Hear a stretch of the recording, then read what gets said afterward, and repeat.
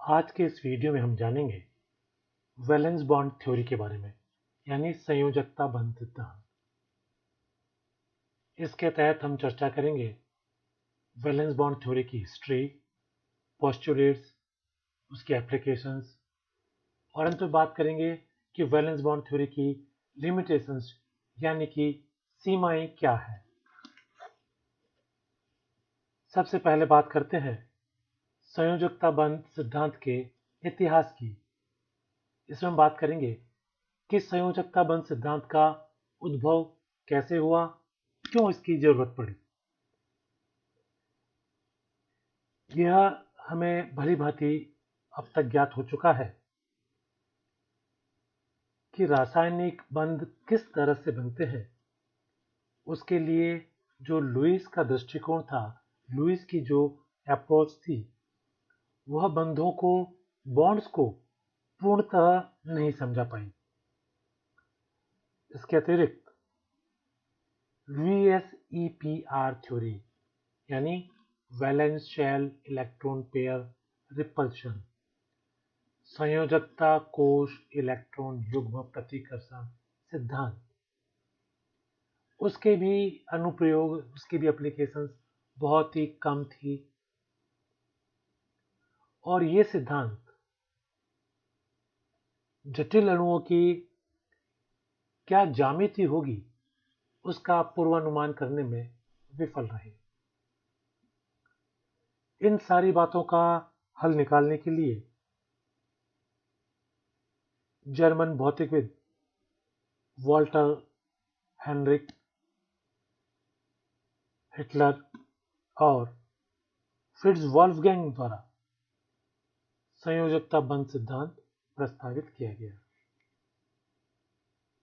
कि जो VSEPR theory या लुईस की अप्रोच ज्यामिति बताने में विफल रही थी, उस ज्यामिति को किस ढंग से बताया जाए, इसके लिए प्रयास किया था जर्मन के भौतिकविदों ने। साथ ही श्रोडिंगर वेव इक्वेशन का उपयोग भी हाइड्रोजन परमाणुओं के मध्य कोवैलेंट बॉन्ड यानी कि सहसंयोजक बंध से किस प्रकार से अणु की संरचना होती है, इसको भी समझाया गया।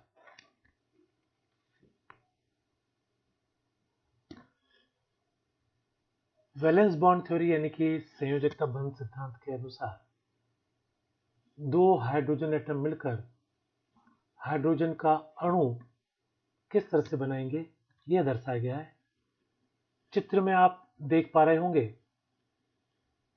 कि हाइड्रोजन की 1s ऑर्बिटल दूसरे हाइड्रोजन की 1s ऑर्बिटल से संयोग करती है और एक सिग्मा बंध का निर्माण करती है।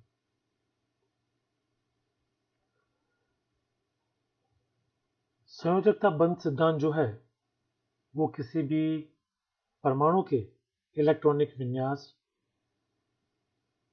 उसके परमाणु कक्षक, उनके परमाणु कक्षकों का अतिव्यापन आदि पर आधारित है।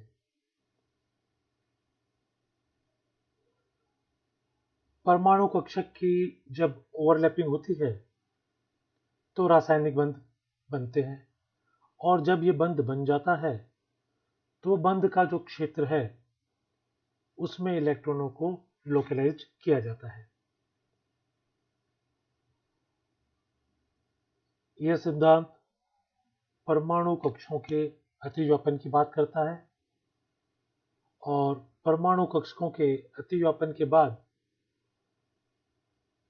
जो अणु प्राप्त होता है उसके इलेक्ट्रॉनिक स्ट्रक्चर की भी बात करता है। संयोजकता बंध सिद्धांत इस बात पर भी जोर देता है कि किसी एक अणु में एक परमाणु का नाभिक दूसरे परमाणु के इलेक्ट्रॉन को किस तरह से आकर्षित करेगा। अब बात करते हैं संयोजकता बंध सिद्धांत की अवधारणाओं की। संयोजकता बंध सिद्धांत के अनुसार सहसंयोजक बंध तब बनते हैं जब दो अलग अलग परमाणुओं से संबंधित संयोजकता कक्षक एक दूसरे पर अतिव्यापित होते हैं। अर्थात ये जो दो एटम अलग अलग मिलकर कोई मॉलिक्यूल बनाना चाहते हैं, तो उनके जो संयोजकता कक्ष होंगे वो एक दूसरे से ओवरलैप करेंगे, अतिव्यापित होंगे। दो बंधन परमाणुओं के बीच के क्षेत्र में इलेक्ट्रॉन घनत्व इस अतिव्यापन के परिणाम स्वरूप बढ़ता है। जब दो परमाणु इस तरह से अतिव्यापन करते हैं तो वहां पर इलेक्ट्रॉन क्लाउड या इलेक्ट्रॉन डेंसिटी बढ़ने लगती है और इसी कारण जो अणु बना है उसका स्थायित्व भी बढ़ जाता है। किसी परमाणु के संयोजकता कोष में कई अयुग्मित इलेक्ट्रॉन यानी कि अनपेयर्ड इलेक्ट्रॉन की उपस्थिति इसे अन्य परमाणुओं के साथ कई बंध बनाने में सक्षम बनाती है। मोटे रूप से ये कह सकते हैं कि जितने ज्यादा अयुग्मित इलेक्ट्रॉन होंगे उतने ज्यादा मल्टीपल बॉन्ड बनेंगे। वैलेंस बॉन्ड थ्योरी के अनुसार संयोजकता कोष में मौजूद युग्मित इलेक्ट्रॉन यानी कि पेयर्ड इलेक्ट्रॉन रासायनिक बंधों के निर्माण में भाग नहीं लेते हैं। तो जब किसी परमाणु के बाह्यतम कक्षकों को हम देखेंगे तो जो कक्षक ऐसे हैं जिनमें कि इलेक्ट्रॉन पेयर्ड है, युग्मित है, तो वह रासायनिक बंध के निर्माण में भाग नहीं लेंगे। सिर्फ वही इलेक्ट्रॉन बॉन्ड फॉर्मेशन में काम में आएंगे जो कि अनपेयर्ड या अयुग्मित है। अब इनसे जो सहसंयोजक बंध बनता है, कोवैलेंट बॉन्ड बनता है, यह बंध दिशात्मक होता है और इस बंध को जो बनाने वाली एटॉमिक ऑर्बिटल्स हैं जिन्होंने कि ओवरलैप किया है उनके समानांतर भी होता है। इसको एक बार और समझ लें कि सहसंयोजक बंध दिशात्मक होता है और जिन दो आणविक कक्षकों के अतिव्यापन से ये बना है उनके समानांतर पैरेलल भी होता है। सिग्मा बॉन्ड और पाई बॉन्ड, इन दोनों में ही पैटर्न अलग अलग तरह के होते हैं। यानी पाई बॉन्ड में परमाणु कक्षक साइड वाइज ओवरलैप करते हैं, जबकि सिग्मा बॉन्ड में जो नाभिक वाला जो अक्ष है वह ओवरलैप करता है। यहां चित्र में सिग्मा और पाई बॉन्ड किस तरह से बनते हैं वह दिखाया गया है। सिग्मा बॉन्ड जो नाभिक के अक्ष की तरफ जब अतिव्यापन हुआ है तो उन्होंने सिग्मा बॉन्ड बनाया है और जब साइड वाइज ओवरलैपिंग हुई है तो वह पाई बॉन्ड बना है। अब बात करते हैं इस सिद्धांत के यानी कि वैलेंस बॉन्ड थ्योरी के क्या क्या अनुप्रयोग हैं। संयोजकता बंध सिद्धांत द्वारा वर्णित अधिकतम ओवरलैप की स्थिति कई अणुओं में सहसंयोजक बंध के निर्माण की व्याख्या कर सकती है। अब हम इस तरह के कई अणु देखते हैं कि उसमें सहसंयोजक बंध किस प्रकार से है, तो उनको स्पष्ट करने के लिए उनके जो परमाणुिक कक्षक है उनके ओवरलैपिंग को हमें देखना होता है। H2 और F2 अणुओं में रासायनिक बंधों की लंबाई और सामर्थ्य में अंतर होता है। यानी कि H2 की बॉन्ड लेंथ अलग होगी, स्ट्रेंथ अलग होगी बॉन्ड की, जबकि F2 की बॉन्ड लेंथ और बॉन्ड स्ट्रेंथ अलग होगी। इनकी बॉन्ड लेंथ और बॉन्ड स्ट्रेंथ में जो फर्क है उसे भी वैलेंस बॉन्ड थ्योरी की सहायता से समझाया जा सकता है। H2 अणु में जो सहसंयोजक बंध बन रहा है, जैसा हमने पहले चित्र में भी देखा था, वो दोनों हाइड्रोजन परमाणुओं के 1s कक्षक के अतिव्यापन से बनता है, जबकि फ्लोरीन अणु के मामले में दोनों फ्लोरीन परमाणु के 2p कक्षकों के ओवरलैपिंग से बंध बनता है। इसलिए इनकी बंध की लंबाई और सामर्थ्य में भी अंतर आता है। तो इससे यह स्पष्ट हो जाता है कि H2 मॉलिक्यूल और F2 मॉलिक्यूल, इन दोनों की बॉन्ड लेंथ और बॉन्ड स्ट्रेंथ में फर्क क्यों होता है।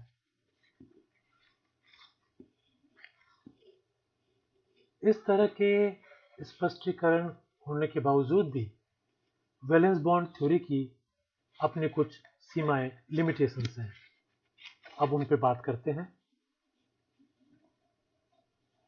संयोजकता बंध सिद्धांत कार्बन की टेट्रावैलेंसी की व्याख्या नहीं कर पाता है कि कार्बन क्यों चतुस्संयोजकता दर्शाता है। संयोजकता बंध सिद्धांत में बंधों को समझाने के लिए परमाणु कक्षकों को तो ध्यान में रखा गया, लेकिन इलेक्ट्रॉन्स की ऊर्जा का कोई ध्यान नहीं रखा गया। यह सिद्धांत यह मानता है कि इलेक्ट्रॉनों को विशिष्ट क्षेत्रों में ही लोकलाइज्ड किया जा सकता है। वैलेंस बॉन्ड थ्योरी उपसहसंयोजक यौगिकों के थर्मोडायनामिक और काइनेटिक स्टेबिलिटी की मात्रात्मक व्याख्या नहीं कर पाता है। यानी कि जो कोऑर्डिनेशन कंपाउंड्स हैं, उनके थर्मोडायनामिक्स के जो डाटा हैं, उनकी जो काइनेटिक स्टेबिलिटीज हैं, उसके बारे में क्वांटिटेटिव इंटरप्रिटेशन हम वैलेंस बॉन्ड थ्योरी से ज्ञात नहीं कर सकते हैं। इस सिद्धांत में प्रबल और दुर्बल ligand, strong and weak ligands के बीच में कोई फर्क नहीं बताया गया है। यह तो हम जानते ही हैं कि कोऑर्डिनेशन कंपाउंड यानी कि उपसहसंयोजक यौगिक रंग प्रदर्शित करते हैं। अब इन रंग प्रदर्शन का कारण क्या है, इसके बारे में वैलेंस बॉन्ड थ्योरी ने कोई भी उत्तर नहीं दिया है।